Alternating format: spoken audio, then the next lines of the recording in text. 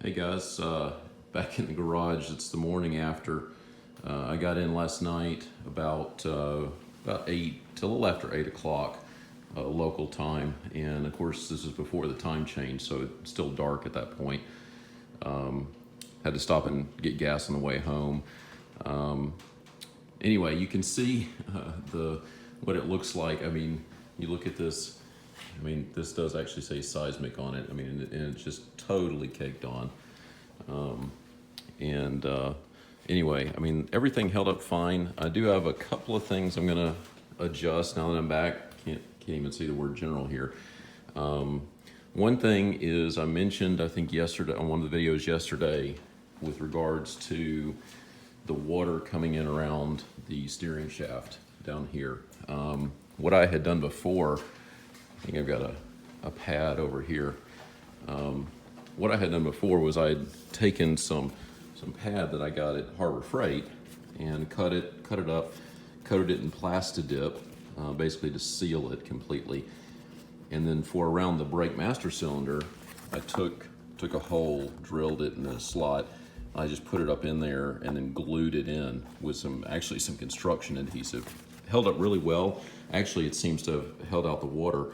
I think I'm gonna try to do the same thing. I only need a smaller piece of this, probably about a little less than half, and do that around the steering shaft.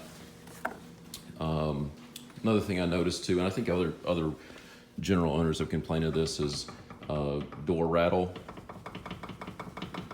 And the reason I actually have it a little bit loose over here is because there's a kind of a known issue, complaint on the redone latches where you have to pull up quite hard. So I do have this adjusted a little bit, but I can pull it in slightly tighter, probably just by sliding this over. So loosen these up, push this in a bit, because these are oblong holes.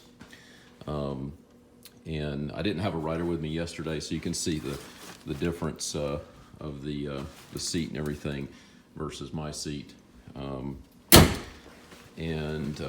Again, back here, I mean, you can see even under here, just totally caked on. But I had a great time, and I hope you guys enjoy the videos that I took. I'm sure there'll be some other things too. Oh, one thing I'm gonna get, I'm gonna pick up just a little handheld squeegee, kind of like what you get at a filling station, because one of the headaches that I noticed was it's great having the windshield, absolutely wonderful, especially in the winter. Yesterday it was cool, it keeps the heat in, it does keep the water out, so you don't end up soaking wet, but you end up having to get out of the vehicle, wipe it down, and that cleans it up, but then it could be 15 seconds later, you're back in the vehicle, and of course, what are you doing? You're going out and hitting water again.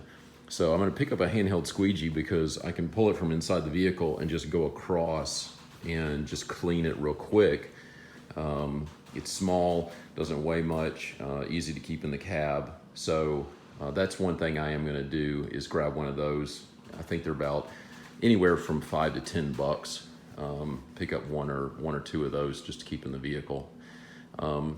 I did have a question. I was not doing any nighttime riding yesterday. That is something that I definitely want to do, especially up at Windrock, is to do some nighttime riding. But there was a question about, is there any vibration from mounting the light bar up here?